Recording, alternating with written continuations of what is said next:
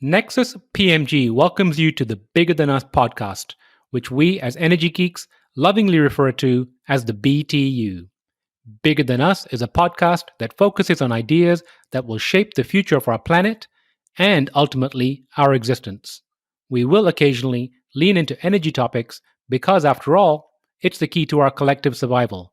But we'll also explore other ideas and topics that we believe will have an impact that is bigger than us. And now, on to today's show.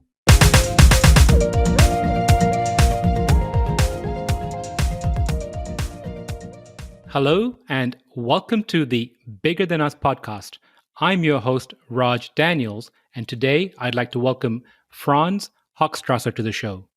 Franz Hochstrasser is CEO and co-founder of Raise Green, and is also CEO and co-founder of New Haven Community Solar, which were both founded in 2018.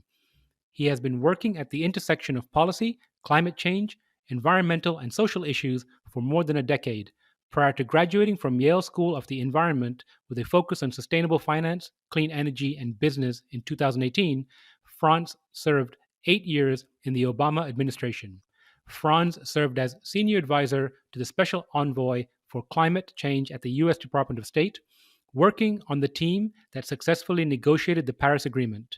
Prior to that, he was Deputy Associate Director at the White House Council on Environmental Quality, working on energy, environment, and climate policy and public engagement, and a confidential assistant and legislative analyst at the U.S. Department of Agriculture, working on conservation, energy, food security, science policy, and open data. Franz, how are you doing today? Hi, Raj. Doing well. Very well. Thank you for having me. Thank you, Franz. Franz, where in the world are you located? Well, at the moment, I'm actually sitting in Sacramento, California, but my business is located in Somerville, Massachusetts, at Greentown Labs. And I came out here during the pandemic because we weren't working in the office anyway. So I figured I'd come home for a little while. So, how's the weather in Sacramento? It is very hot and sunny. Wow, didn't expect that answer. I'm in Dallas and I think we're topping out at 101 today. All right. Well, we might give you a run for your money. And the interesting thing about Greentown Labs, so I just published an episode yesterday, episode number 79, where I interviewed Juliana, the new launch director for Greentown Labs in Houston. Oh, awesome. Yeah, the expansion to Houston is big news and is great. It really is. I'm really excited about what you're doing. And she was mentioning some of the interesting companies. And she actually mentioned the physical location in, I think, Boston, and regarding the airplane wing and some of the facilities you have up there. So hopefully once this pandemic is over with, I can get the opportunity to go up there and take a look. Absolutely. Well, we would welcome your visit, as I'm sure they would. Appreciate it. So Franz, I like to open the show by asking my guests the following question. If you were asked to share something interesting about yourself, what would it be? Well, depends on what people are interested in, I guess. But I'll say a little bit about what I was doing before I became a startup founder, and some people might find that interesting. So I used to work in government, and I worked on the 2008 Obama campaign back in Iowa. As a field organizer, which was one of my favorite jobs I've ever had. And after we won, and President Obama and Vice President Biden became president-elect and vice president-elect, I moved to D.C., and basically it was like being strapped to a rocket at that point because I got sucked up into working for the administration and wound up working for them for all 8 years at the Department of Agriculture, the White House Council on Environmental Quality, and finally at the U.S. State Department, negotiating international climate and energy bilateral and multilateral deals, including the Paris Agreement on climate change. So that's a bit of my background, and that's what I was doing before I went back to school and started a climate tech company. So that really is interesting. Couple of things. Can you share what a field organizer does? Oh, absolutely. Yeah. Field organizers are the sort of foot soldiers of a campaign. So you make calls from 5 p.m. to 9 p.m. every day, as many as you can, because the whole point in one sentence is to build a list of supporters and then turn them out on election day. And so you use a lot of different means to do that: canvassing, volunteer recruitment, events, and rallies, and phone banking. But that is the central goal. And the second thing, you mentioned being strapped onto a rocket and eventually that ride came to an end. How did it feel when it was over? Ah, wow. Very well. It ended on less than ideal terms, I think, with a candidate coming into the office that obviously was not aligned with what we were doing. So it was a bit frustrating to go out like that, but we did accomplish a great deal in the Obama administration, and I was very proud of all the hard work and good achievements that came out of it. And frankly, was very proud of the country, having been able to contribute a small piece to a lot of the big strides that were made during those 8 years. Well, I'm going to take a little bit of a left turn here. I think you just made the understatement of the year regarding a candidate not aligned, but I'm going to move on from there and get to your current endeavor. Can you give a brief overview of Raise Green? Absolutely, yeah. So Raise Green is a two-sided marketplace that brings together innovators and entrepreneurs who are seeking financing with a wide range of investors. And whether it's someone wanting to put in $100 or as much as $100,000, anyone can invest in a climate action project and receive a significant return if the project they're backing is successful. And so we set out to use this mechanism of equity crowdfunding to really democratize private equity investment in clean energy and climate solutions, sort of like a local Green New Deal that's implemented now as opposed to waiting for legislation to pass. And can you give some examples of what climate action projects might be? Yeah, certainly. So uh, the clearest example is actually our two pilot projects. So while we were going through the process of getting our FINRA and SEC licenses to operate and to sell securities, we simultaneously took our own customer journey and developed a small solar project in New Haven, Connecticut, under the company name New Haven Community Solar. And we sold equity into that project to what is now 126 investors that own two solar projects, and then get paid back over the course of time from a power purchase agreement between that company and the nonprofit that buys the electricity, Columbus House. And then the investors get paid a dividend payment coming out of that. So it's a sort of circular economy financial business model that shares in the ownership as well as the benefits of the clean energy transition. And what's the second project?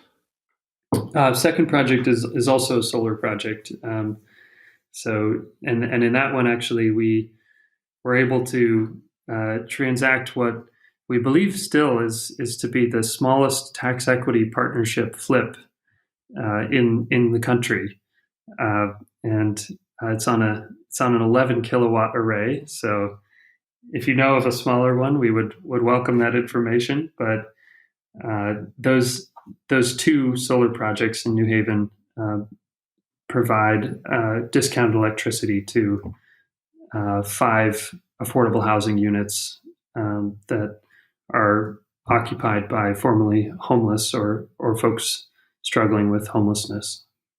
And for those that might not be familiar, can you briefly explain what a tax equity flip is? Sure, yeah. If you can ever briefly explain that. um, so the federal government has a program called the Investment Tax Credit that provides what used to be a 30% tax credit on an investment in a clean energy project, and is now stepped down to 26% this year. But a tax equity partnership is it's a corporate structure that enables a an entity that may not have the capability of absorbing that tax credit to enter a partnership with a tax equity investor that does have that capability, and to realize a more tax efficient scenario um, through the partnership than would otherwise be possible. Thank you for that. I think you did a great job there. And you mentioned Raise Green being a crowdfunding platform. When you say that, a Kickstarter comes to mind. Is it similar to that? Somewhat, yeah. So we've often been called the Kickstarter of clean energy. But one key distinction is that Kickstarter is donation based crowdfunding. So when you contribute and back a project on Kickstarter, you have no recourse over whether they send you the T-shirt or the water bottle or the product that they're working to develop. But they may do that if they're successful. Equity crowdfunding is a bit different because it's the actual sale of a security, so either debt or equity or some other type of investment security.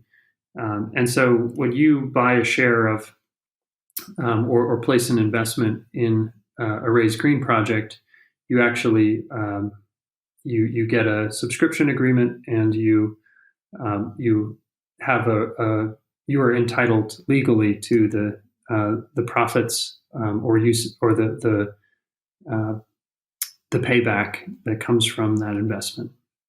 So I think equity crowdfunding in this particular space was released or originated back in 2015, 2016. Am I correct? Yeah. So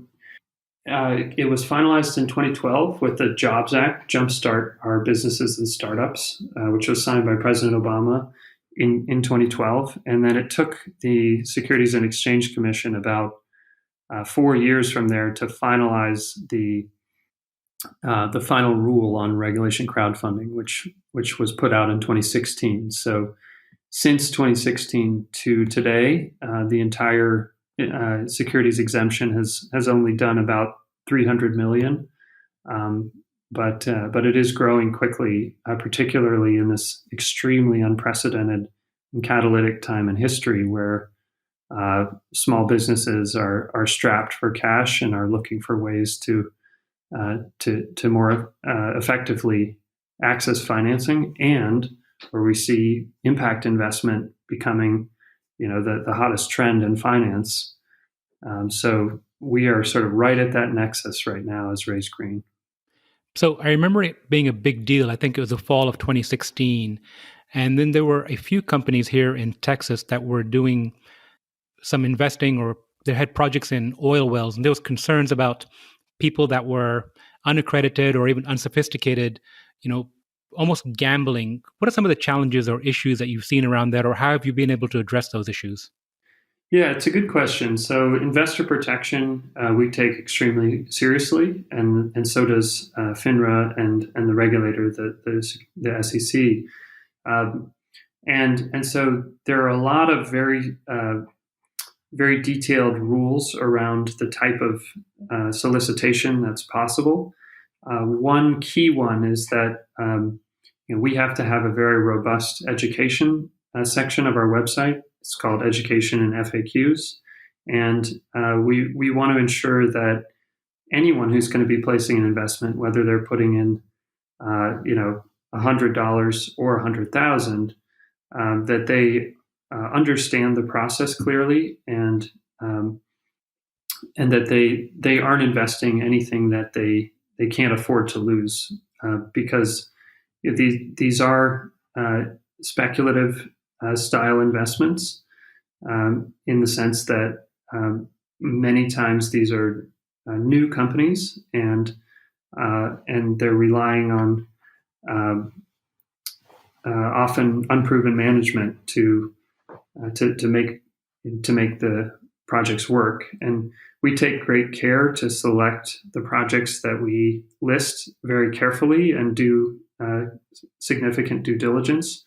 But every investment comes with risk, and that's just part and parcel to what it is. And one point I'll make on that is that the approach we take is to bring projects to the marketplace that are backed by a reliable revenue stream, something like a power purchase agreement for a solar project, and that is a different type of investment opportunity than a highly speculative venture style company, or an oil drilling, an oil well, and so it's a different proposition. But again, every project comes with risk.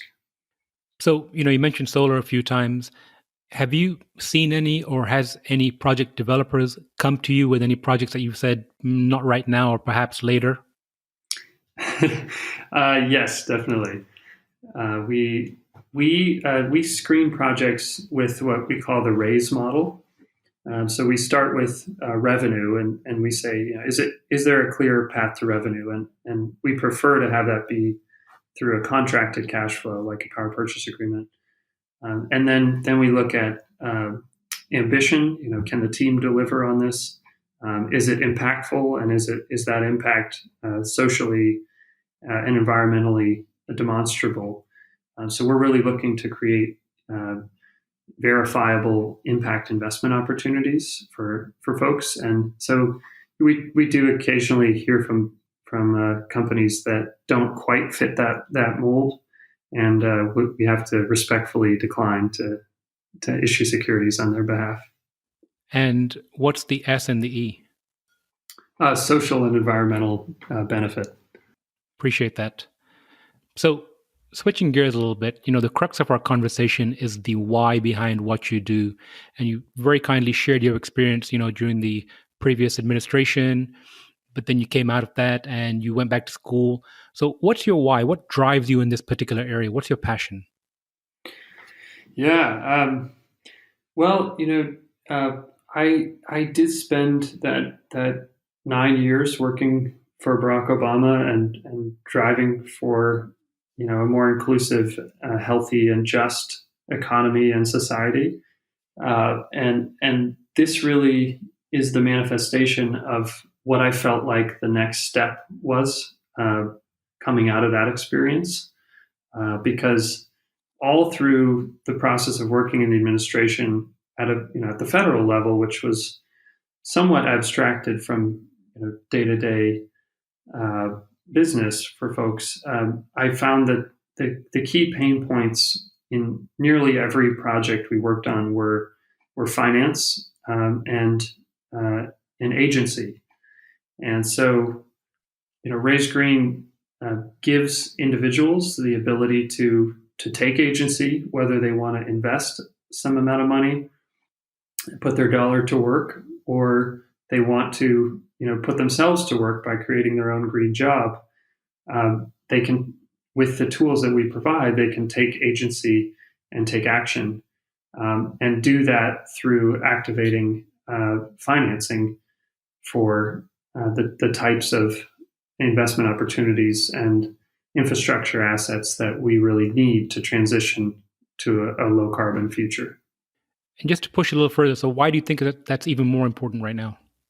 Oh, well, we are in a deeply unprecedented and catalytic time, I think. The global pandemic is bearing down, and economic shocks and financial volatility is rampant. There's 40 million Americans unemployed and looking for work and local economic opportunity, and the streets are filled with Black Lives Matter and folks righteously demanding racial and environmental justice. And all of this, is sort of forged in this crucible that makes this year, frankly, somewhat unbelievable, but really the defining year in what is the defining decade in the effort to, reduce greenhouse gas emissions and create a more inclusive way of operating. I have to agree with you regarding this year being unbelievable. I think a month or two ago, I read about a locust plague taking place in East Africa. And 2 days ago, there was reporting of a squirrel in Colorado with the bubonic plague. So the Yikes. confluence of all these different events coming together, and we're only halfway through. So I think buckle in to your point regarding the ride, and let's see how the second half plays out. Yeah. Something I wanted to ask you about. You were on the team on the ground when the Paris Climate Initiative was put together. How was that experience? Oh, that was an incredible experience. Some of my fondest memories, but also some of my bleariest memories, because I think there were about 3 days in a row where very few people in the delegation got any sleep, as we went into some of those later indabas, which were these big meetings trying to find what at the time we called landing zones for different contentious issues.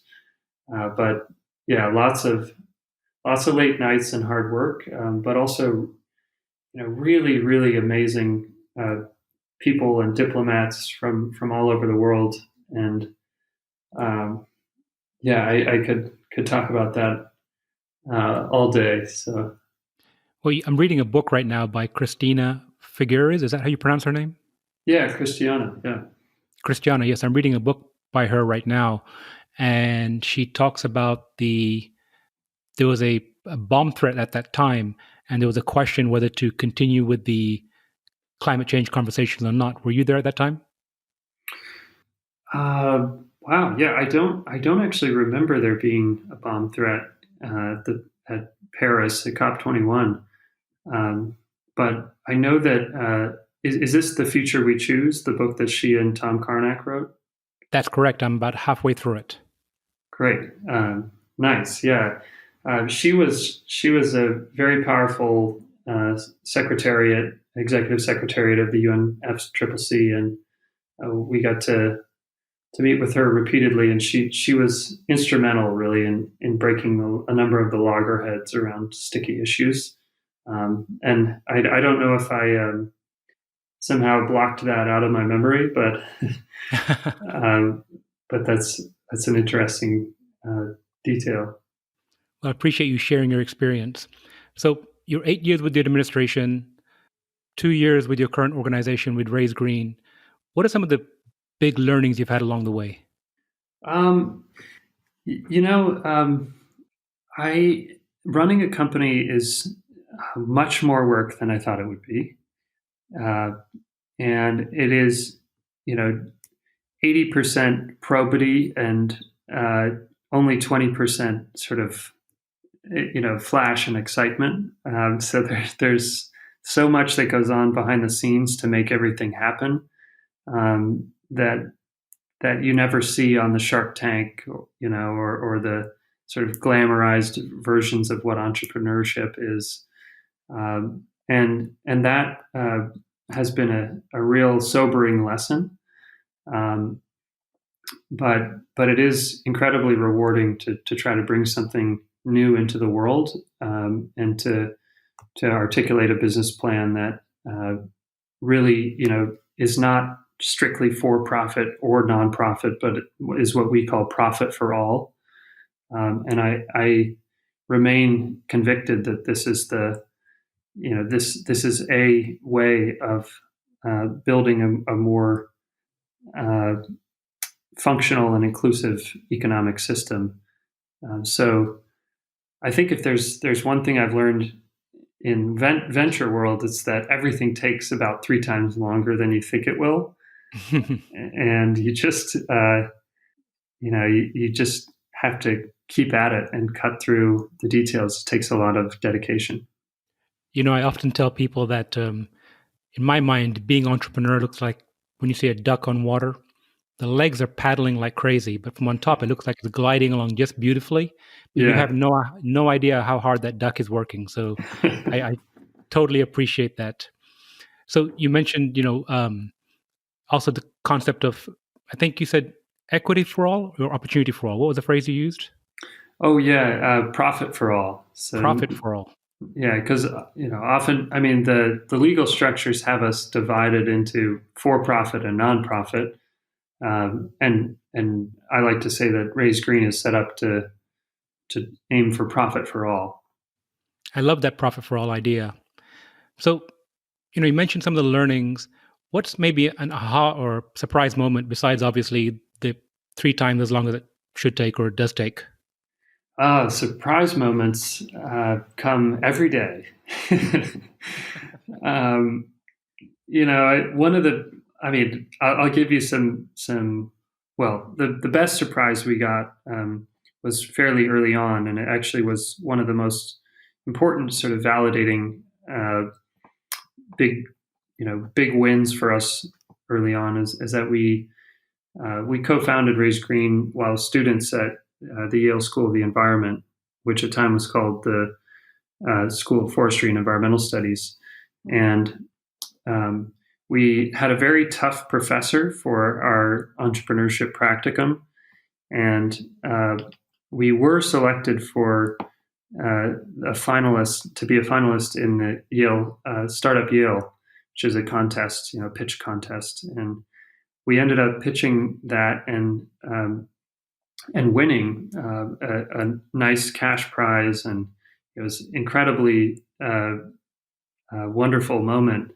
And the next day, I got to come into that class with that professor and say, and one of my colleagues congratulated me, and she said, "Oh, for what?"